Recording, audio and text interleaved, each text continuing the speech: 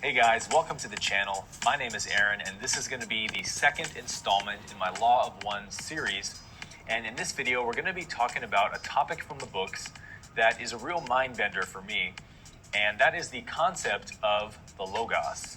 Now, Ra talks quite a bit about the Logos throughout the books because it is a very foundational subject in understanding creation and the universe, and most specifically, our solar system.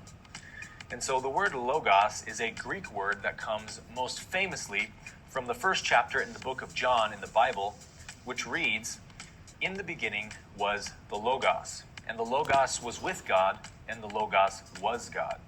All things were made through it, and without it, nothing was made that has been made."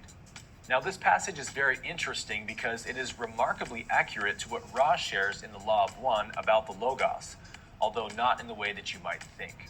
And so what I'm about to share with you is going to radically change your view of this scripture in the best way possible. So the Greek word logos literally means word, plan, or reason. Ra describes that all of creation is a part of one original thought. This original thought is the Logos. Now, the one thought or Logos then goes out and continues to expand within the mind of the one infinite creator, allowing it to further explore and express and experience itself. And this process is obviously never ending because the one creator is infinite. But let's go ahead and break down how Ra describes the creation process in the Law of One, and you'll begin to see some of the interesting synchronicities that it has with the passage in John chapter 1. A common belief in religion is that God has no limitations. And as all spiritual truths go, this is ultimately a paradox because the statement is correct and incorrect. The only limitation you could say that God has is that without experience, God cannot know what God is like. Because without experience, God is just pure, perfect, original innocence, meaning that there is no other being earlier than God who can explain to God what it is like. Ultimately, the Creator has to do this job itself. So it needs to create some kind of medium through which to explore and express and experience itself. And that's what the universe is. But the statement is also incorrect because the Creator is infinite and eternal, meaning that it has always been exploring and expressing itself in this fashion. So I don't really care if you agree with this concept because your theology is your business. I'm just letting you know that this is what Ra explains and breaks down in the Law of One. So understand that everything I'm about to lay out for you is ultimately a simultaneous happening. But for the sake of simplicity, I'm going to lay it out for you in a more linear fashion. Ra explains that the first known thing in creation is infinity. The next thing that happened was that infinity became aware. After that, awareness led to the focus of infinity into infinite energy.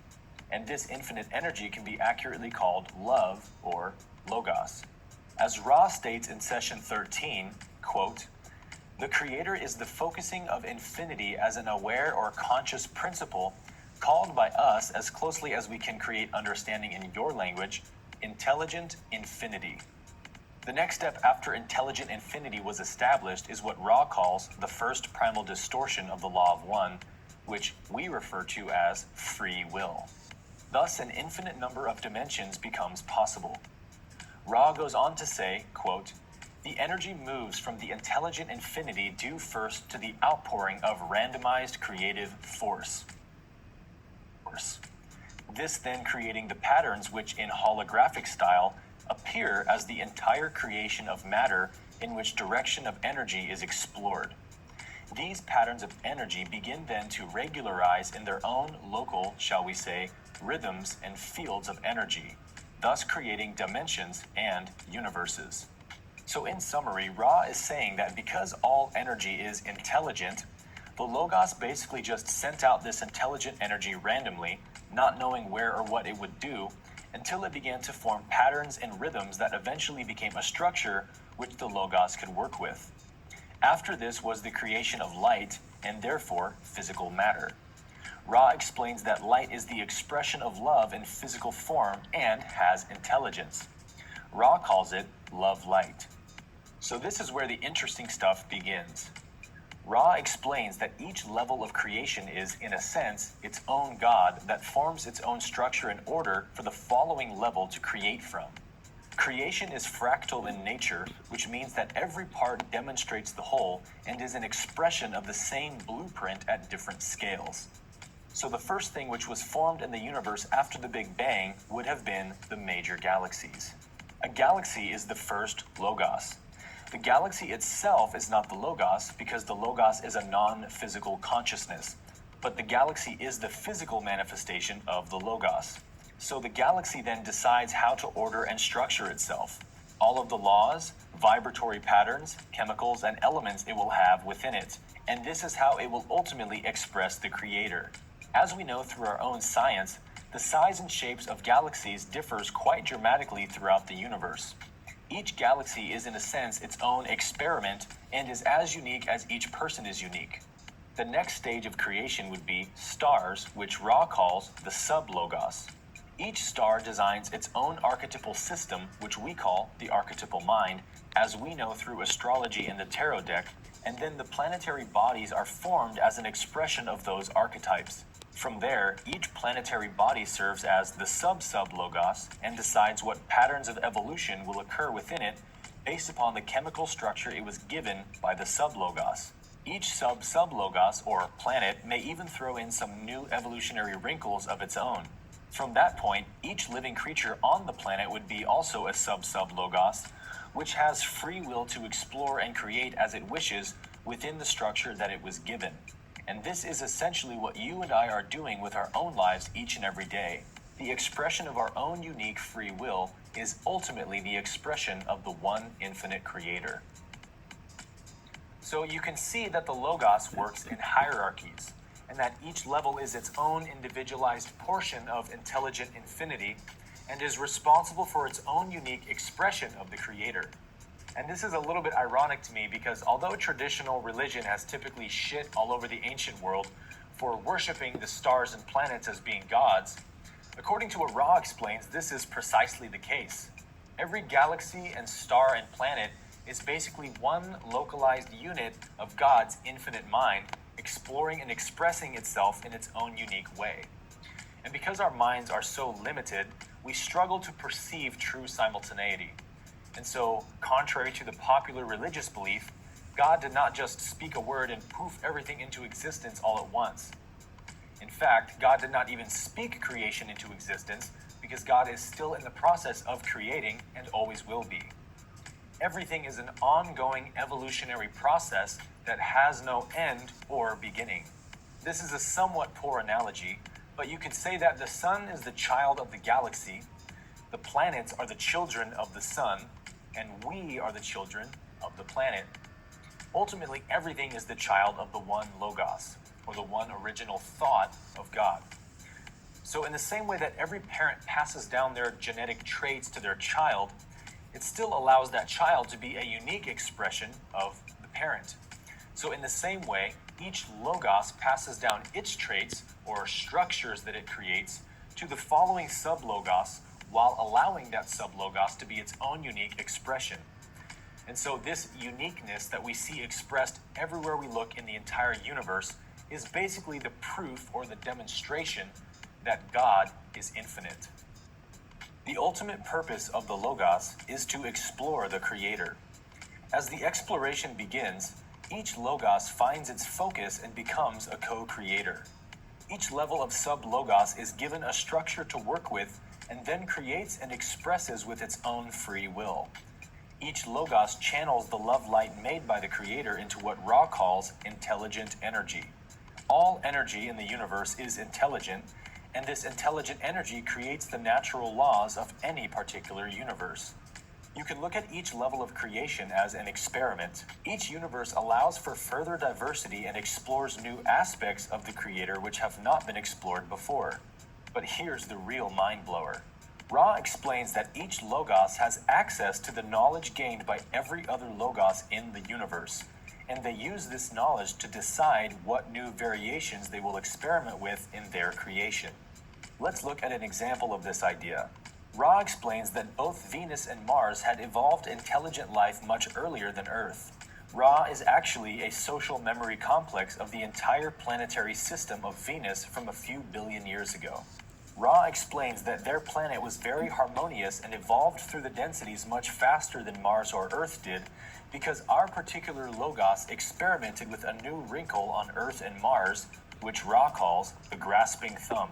Ra explains that the beings on Mars, just like Earth, evolved the opposable thumb, which caused them to become fascinated with creating hand tools as they evolved, and eventually this led to the creation of weapons. This is exactly what we've seen in human evolution on Earth. The invention of handheld weapons was never conceived on Venus because they had no opposable thumb, so their evolution into the green ray density of love was much quicker and more harmonious without so much war and conflict. Interestingly enough, this lines up perfectly with the archetypes from our astrological system. Astrology says that Venus expresses beauty and harmony and is ruled by the goddess of love from Greek mythology, while Mars expresses will and determination and is ruled by the god of war. So the sub-Logos literally didn't know what would happen until it tried the experiment out and saw the results. This information is now known by all other Logos in the universe, which isn't to say that it had not been tried before, but that perhaps it had not been tried in the way that our particular Logos did. Ra also states that because each sub-Logos or star creates its own system of archetypes, that every single star you can see has its own unique astrological system of archetypes that are different from ours. So in essence, if we could travel to Alpha Centauri and somehow study their astrological system, we would not find the same archetypes we know of in our system, such as Aries, Taurus, Gemini, and so forth. What we would find is an entirely different configuration of planetary archetypes. In one passage, Ra says that there are archetypal systems in the universe that would baffle the mind and confound the intellect. One more interesting fact is that Ra states that just as each universe eventually coalesces and collapses in on itself, creating a new Big Bang in a brand new universe, so also does each star or sub-Logos. Ra explains that physical gravity is the manifestation of a type of spiritual or metaphysical gravity, which is to say that the denser the vibratory pattern is, the greater the spiritual gravity, and vice versa. So once a star system has completed its progression through the densities, the light seeking and finding its final source, then coalesces and absorbs all the light into itself as it returns to the source. What remains is what appears in third density as a black hole. Ra says that black holes are the result of that star or sub-Logos having succeeded in uniting with the Creator and thus ending its physical manifestation. Now, this is only some of the information that Ra shares about the Logos, but I wanted to give you what I believe is the most important and interesting aspects to kind of chew on, because it's really way too much information for one video. But what the Law of One will show you is that the universe truly is infinite in its mysteries, and there is so much more intelligence and harmony at play than we can possibly recognize. Every experience, every creation, every moment, and everything is ultimately serving to allow the one infinite Creator to know itself. Or should I say, to allow you to know yourself. As Ra states many times throughout the books, the nature of reality is such that everything begins and ends in mystery. So I'd like to leave you with one final quote from Ra. Consider if you... All right, yeah, so before we go on to that final quote, I found it interesting that people on Earth and the people on Mars, which you would call Martians, they have the opposable thumb, which created, handheld tools and which created war. But Venus didn't have the opposable thumb, and they were more advanced than us.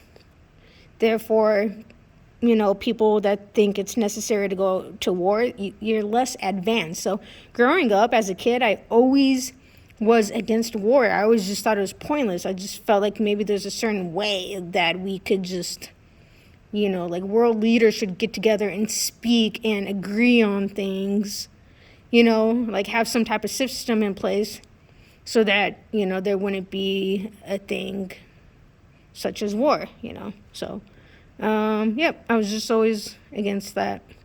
All right, let's continue. Will that the universe is infinite. This has yet to be proven or disproven, but we can assure you that there is no end to yourselves, your understanding, what you would call your journey of seeking, or your perceptions of creation. You are everything, every being, every emotion, every event, every situation. You are unity, you are infinity, you are love light and light love. This is the law of one. All right, that's the law of one, guys. You are everything, every being, every emotion, every event, every situation. You are unity, you are infinity, you are love light and light love. This is the law of one. So, pretty much, we are one with each other. We are everything. We're one with God. God flows through everything. Yep, so that's, how the universe is made, and that's, this shows more of who God really is. This information is way too important not to share with you guys. As a kid, I always wondered when I was reading the Bible, I'm like, something seems missing, something seems off. Like, if God is the God of this universe, like, we should be hearing these, like, magnificent, crazy, mind-blowing stories. And I didn't even find that mind-blowing information until I read the Law of One, and A Course in Miracles. Like, this information is mind-blowing information.